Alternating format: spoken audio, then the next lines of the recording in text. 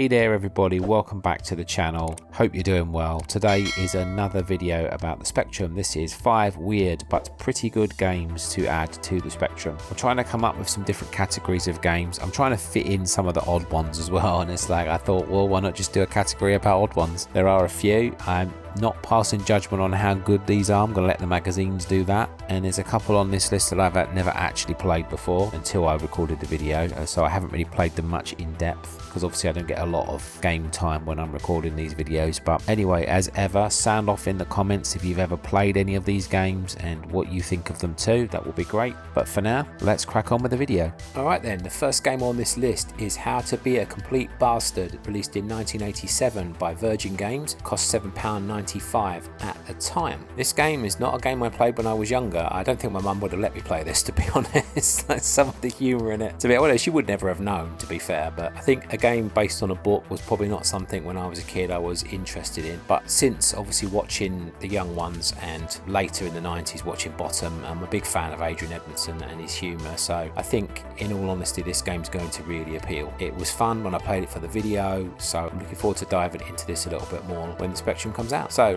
we're going to have a look at the Crash review here. I'll read a bit of it first before I put it up on the screen. We will do the marks and then I'll jump in so you can watch a little bit of the gameplay, because I like to do that. Presentation 75%, graphics 71%, playability 72%, addictive qualities 70%, and overall 73%. So I'm going to read parts of the review now. We'll have a look. It says, "Are you a complete bastard?" Well, there's a heck of a way to start a review, isn't it, quite frankly, with that question. It must be the first time that's ever been asked in a Crash review, to be perfectly honest with you. You can try your worst in this adaptation of Adrian Edmondson's Virgin book. With all the decorum of a herd of psychopathic wildebeest, you manage to gatecrash a frightfully yuppie party and proceed to wreak havoc. The split screen shows 2 views of every room you enter. Either can be rotated to show a further aspect. This offers you the great opportunity of thoroughly searching other people's furniture. Behind the closed doors of cupboards, units and wardrobes lurk everyday items that, in the right hands, your hands, can cause aggravation, irritation and mutilation to any unfortunate in the vicinity. Any 2 objects can be carried at once and examined at will, but how you can use them depends on how drunk you are.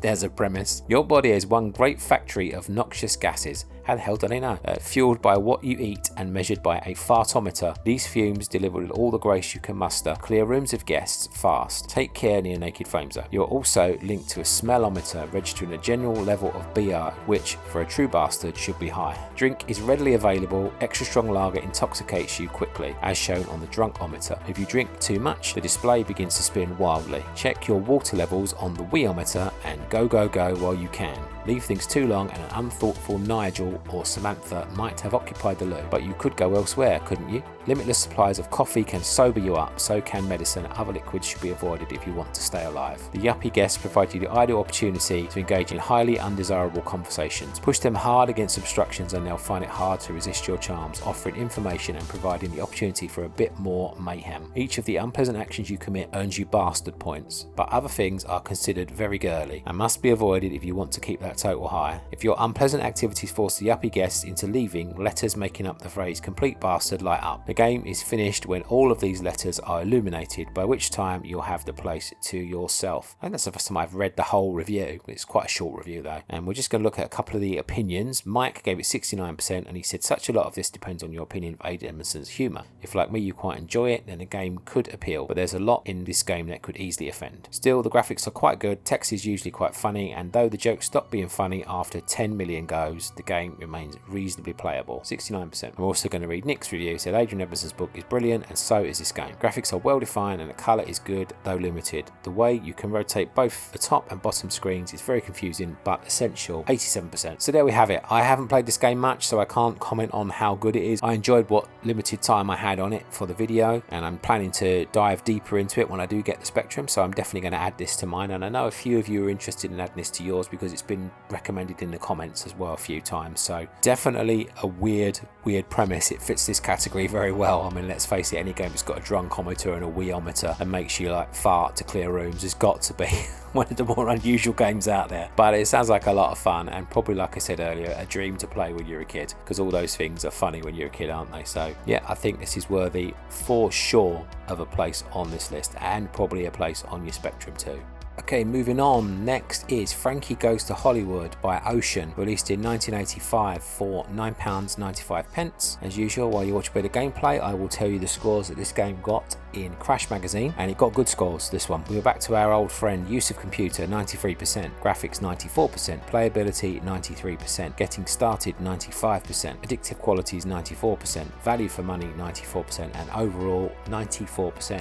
Very good scores on this one. The general rating for this was a highly innovative arcade/adventure that you must not be without. So there you go. I sold a copy of this recently. I bought a bundle of games for my Commodore 64 when I had the physical machine, not the C64 I'm talking about here, and I sold this I think for about 40 quid or something on eBay, or 50. It was quite a lot of money. I sold it to somebody in Germany. I just put it up for auction and it went absolutely crazy. So this game's still held in high regard by lots of people, to be perfectly honest with you. Okay, we're going to have a look at the Crash review. I can't read all of this because it's a double pager, but we'll read a bit of it. I'm not going to read the first part because it talks about a preview. It just says here, it's not really fair to talk about targets or objectives in relation to Frankie Goes to Hollywood, but at the end of the day, your ultimate desire should be to reach the pleasure dome. That's going to be a problem because at the start of the game you play a dull, drab character, one of the great unwashed, who leads a life that's so special only because it's so drab. However, this dreary lifestyle is shattered by the discovery of a murder. Perhaps this single event can be the beginning of the reawakening, an event so horrible that only a real person would want to discover why and who. To be a real person, only real personages are allowed into the pleasure dome. You must prove your worth by making the most of the opportunities presented to you in your drab world of terraced houses and Radio 1 disc jockeys. But the terraced houses of today are filled with elements of the electro-magical world, television, computers, and of course the occasional murder.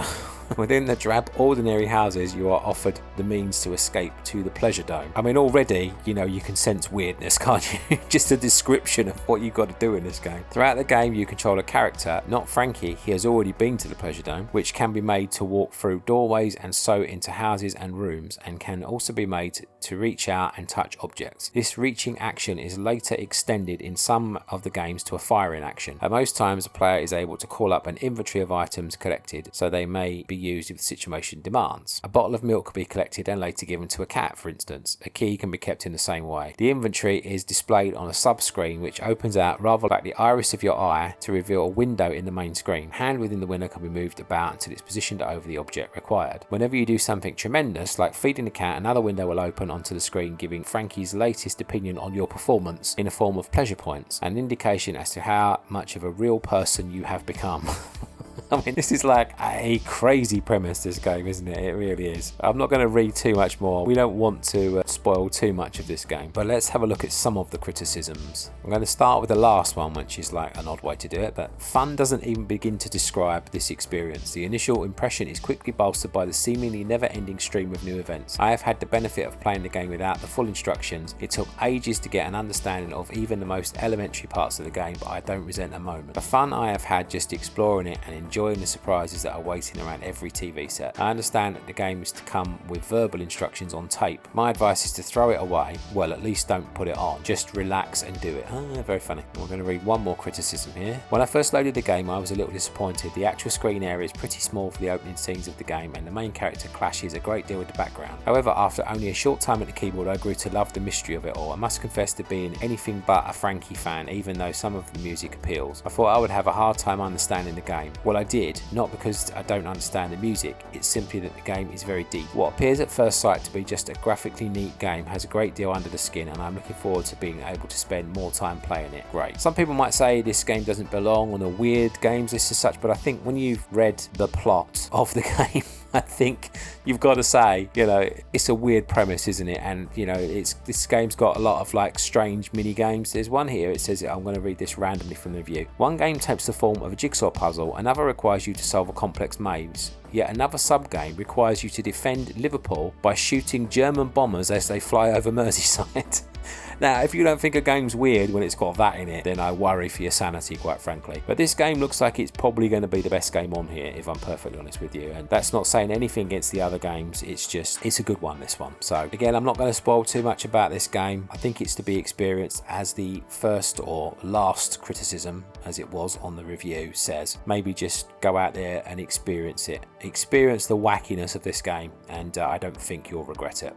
Okay, next we have a game called Soft and Cuddly, which was released by a company called The Powerhouse in 1987 for £1.99. That is it. This game nearly made a different list that I'm working on, but I decided to switch it out for the weird list because the things I was reading about this game made it sound very weird indeed. So we have it on here. It's a crash review. This only scored 55%. I did see another review where it scored higher, so it's mixed opinions on this game. I think maybe this game was a bit too offensive for some of the reviewers, to be honest with you. That's all I can think of anyway, but Crash Review gave it 55% overall, presentation 59%, graphics 77%, so that was like an anomaly there. They did rate the graphics. Playability 53%, addictive qualities 53%, and overall 55%. The general rating said an everyday platform game with good graphics and a bizarrely morbid scenario, which is probably why they marked it down. So let's go ahead and have a look at the review. This is only a very short review, so we can read all of this one. It says, it just hasn't been a good day for your family. Having been convinced that the little light does stay on, your father has been imprisoned by the wickedness of evil spirits in a fridge.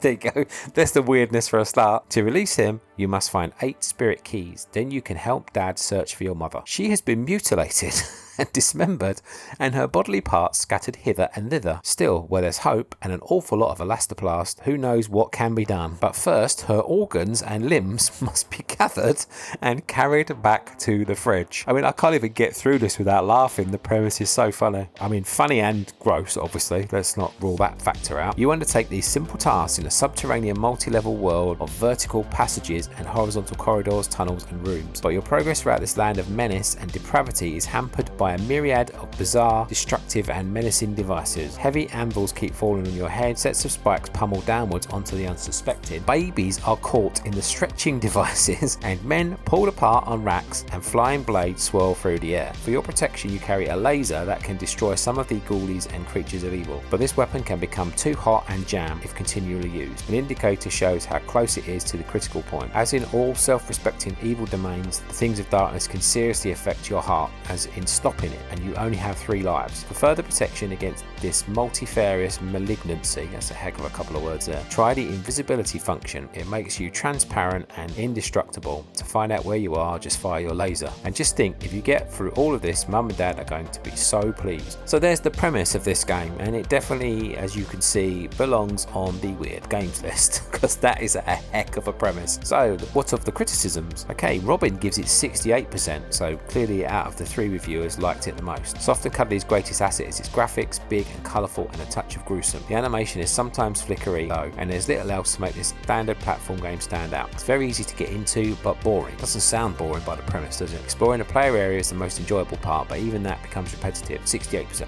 Paul gave it the lowest score, so we'll read this one too. It says, a pity that such a technically sound and innovative game should be dragged down by distasteful graphics and a horribly grim inlay. Like CRL's Adventure Dracula, Soft and Cuddly should have a 15 certificate. There are some cleverly animated and attractively coloured graphics. Indeed, all there is to Soft and Cuddly is graphics. The gameplay is repetitive, 40%. And Nick said 666. Program of Soft and Cuddly needs intensive psychiatric help. Oh my word. The smooth, slick graphics show heads getting pierced by forks and 4 babies joined at the waist. Though these graphics are might sketchy, colour is used very well. Still, I only recommend Soft and Cuddly to those of you who cut your toenails with a carving knife. 57%. So there you have it. And like I said with all these games, I'm not necessarily recommending that you put them on because they're good games. I think games like this are an experience, you know what I'm saying? And you know, after reading all these things about this game, how can you not want to see what it's like if you've never played it before? Let me know in the comments if you have played this one before, because I would be intrigued. And it's another weird and wacky game for this list. Without a doubt, it belongs on here. Right then, game 4 on this list, Give My Regards to Broad Street by Mind Games, released in 1985 for £7.99. Again, we have a crash review. While you watch the gameplay, I will tell you the scores. Use of computer 82%, graphics 82%, playability 76%, getting started 85%, addictive quality 78%, value for money 80%, overall 81%. The general rating says an involving game that is both novel and well designed. So what makes this game wacky? Frankie. Let's have a little look at the review here. It says, the player is asked to suspend belief for a little while as he takes on the role of Paul McCartney.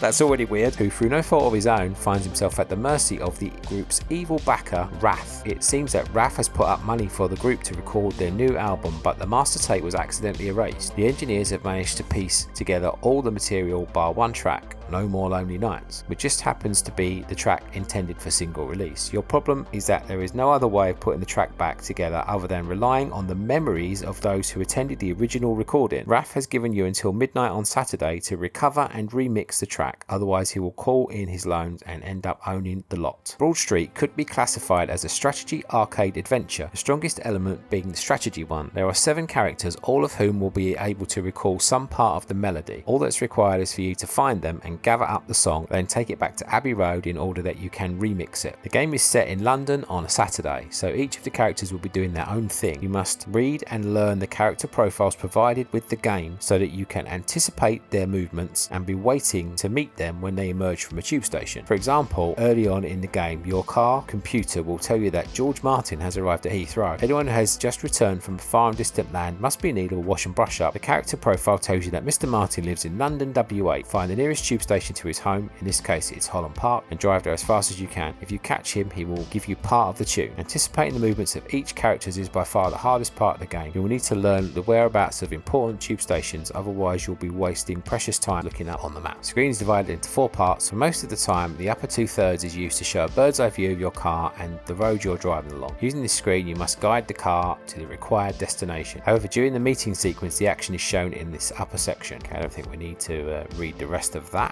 Let's head for the criticisms. I think you'll agree, it's quite a weird premise. You've got to track down your 7 bandmates and access their memories in order to find a part of the track that you need to record the song. It's definitely a strange premise, to say the least. This first criticism says it all. My first reaction to this game was one of absolute horror. How on earth was I going to find out where all these people were going, let alone how to get there before they did? To be honest, I still haven't had the time to suss it out completely. I thought the driving, though difficult, was particularly effective. I enjoyed being able to swan around London in a vague attempt to find my way about. The onboard computer was a great aid, but most of the time it brought about a feeling of panic when I realised I'd missed a character. In my haste, I'd ended up bouncing from wall to wall, getting thoroughly frustrated. There is, however, a way to play this game without trying to anticipate people's movements about the metropolis. Start the game and make note of people's arrivals and departures, then restart and use your notes to find them. This is useful for the weak strategists such as myself, but I suspect that at the end of the day, the failure to include some sort of random element in the game could prove its weakness. On the whole, I've enjoyed it, and when this issue has gone to bed, I shall purloin one of the Spectrum, sit in a corner and finish it. So yeah, they quite enjoyed that then, didn't they really? I remember owning this game when I was a kid and I did not have a bloody clue what I was doing.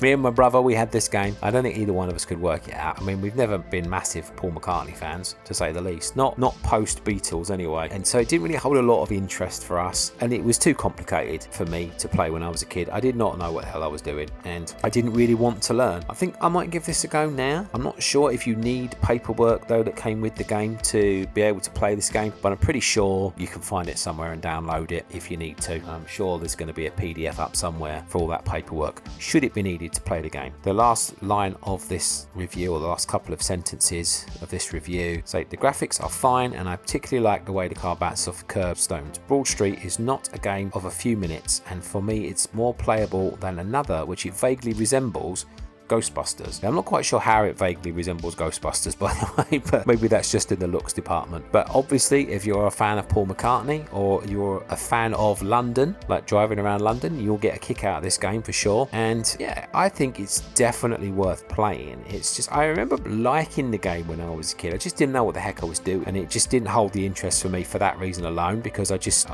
didn't know what I was doing. It was so confusing. But I think it might be a good fun game to play now as an adult, and let me know what you think. If you've ever finished this game, I'd be very intrigued to hear. But I think I will be adding it to the Spectrum, and obviously up to you if you decide to do the same. And finally, saving probably the wackiest game for last, we have DSX Machina, released in 1984 for the rather large sum at that time of £15.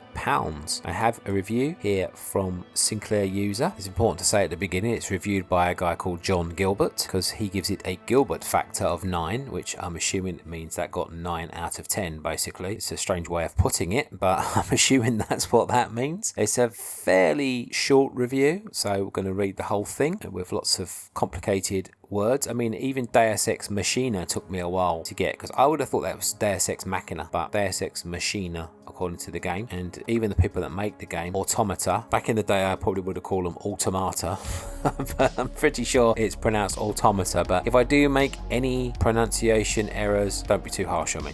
Anyway, we're going to read the review. Playing the part of a mouse dropping may not be everyone's idea of fun or even good taste, but you will soon forget that representation when you start to play Automata's masterpiece, Deus Ex Machina. The plot seems simple enough. It takes place in the future, and a large computer rules the political roost. So far, nothing too wacky. Let's read the next bit. The last mouse crawls into its extinction within the machine, and as the nerve gas kills it, the ultimate mouse dropping is released by the rodent. That is taken into the machine, and the game, which takes up 2 sides of a cassette tape and an audio soundtrack, starts, in which you must create a life form within the machine. You can take that life form, if it survives, from birth through to middle age and old age, playing a series of weird games. Those make more sense when you listen to the soundtrack and realise that author Mel Croucher is trying to put a series of complex political, philosophical and theological points across. The scenario is created almost psychedelically within the mind of the player, with a background coloured by shades of Orwell's 1984. When you have been born, you are tested by the defect police, who want to know everything about you. They probe you with their emotionless eyes, blinking out of the darkness and trying to discover the secrets of your body and what lies within. The game even depicts the life form's first sexual encounter. Okay, frightening and automated. The emotions evoked are standard and of course part of the system. As old age creeps into the game, on the second side of the tape, you suddenly discover that it's not just the forces of the government which are attacking you. Your body rebels as it grows old, and towards the end of the game, now listen to this bit, you will have to fight blood clots and red cell destruction from within. Even that system which you trust all your life lets you down in the end. Mel Croucher does however give you some hope as your body dies. The final image is of a spinning embryo, one of the first images of the game. The circle is complete, and even an accident rarely disrupts the system. So there we go. There's the weirdness right there. I mean, my word, whoever thought that plot, I mean, well, Mel Croucher did, clearly. That is nuts. But I've seen a lot of people talk about this game with a lot of reverence. I have not played it. I did not, well, I played it for the video, obviously, but I had not played it when I was a kid. I don't think I would have been allowed to play it when I was a kid, particularly if there's like sexual encounters and stuff like that in this game. My mum would have been all over that like a rash. We're not prudes in my family in any way, shape or form. We come from Essex. Not many people in Essex are prudes, to be fair, but I just don't think she would have let me play it at the age of 11. So actually I was 10 at the time. I didn't even have a ZX Spectrum in 1984, so you know, she couldn't have let me play it anyway, but I got mine a year later, and there is no way she would have let me play this game when I was a kid. The game and its soundtrack, featuring the talents of John Pertwee, Ian Dury, Donna Bailey, Frankie Howard, E.P. Thompson and Mel Croucher, is a revolution in gaming technology. It has its genesis in the concept record album of the late 1960s and 1970s. Croucher has cleverly manipulated the elements of computer gaming concepts usually only found in movies. The result is a piece of software which even those people who usually find games boring, and computers even more so, will enjoy and play time and again. That is not to say, however, that the program is only for those who enjoy deep thought. Automata would have been foolish not to include classic elements of the arcade within its novel conceptual twists. In the final analysis, Deus Ex Machina is a game to be played first and talked about later. So go ahead and do it. We won't look, but we will guarantee, well, almost, that you will be intrigued. So there we have it. I am not going to talk anymore about this game myself. I think this is something that you need to discover. The review kind of gives a lot of it, the gist of it up anyway. Let me know in the comments if you played this one before. The only downside to adding this to the Spectrum that I can see is obviously there is a soundtrack. There's a bit of a process to sync it up. In this day and age, it's been made a lot more simple. As long as you can get hold of the ROM on a website, you'll be able to get a copy of the soundtrack in MP3, and then you just can play it on your computer while you're playing the game. That's the best way to do it, or I suppose on an MP3 player if you want to. That's entirely up to you. It helps you to sync it all up so you can get it all synced. It's quite clever the way they do it on screen. They will help you get it all synced to the gameplay. There might be moments when it differs, I don't know. They are pretty good about telling you what to do at the beginning and to get it all lined up. So experience that for yourself, but it shouldn't be too much of a problem, let's put it that way. And that's definitely the way to play this game. You want that soundtrack playing in the background while you're playing it, because it gives the whole story and everything. So my advice to you, give this a go. Personally speaking, when I had a go of it for the video, I'd never really played anything like it, to be honest with you.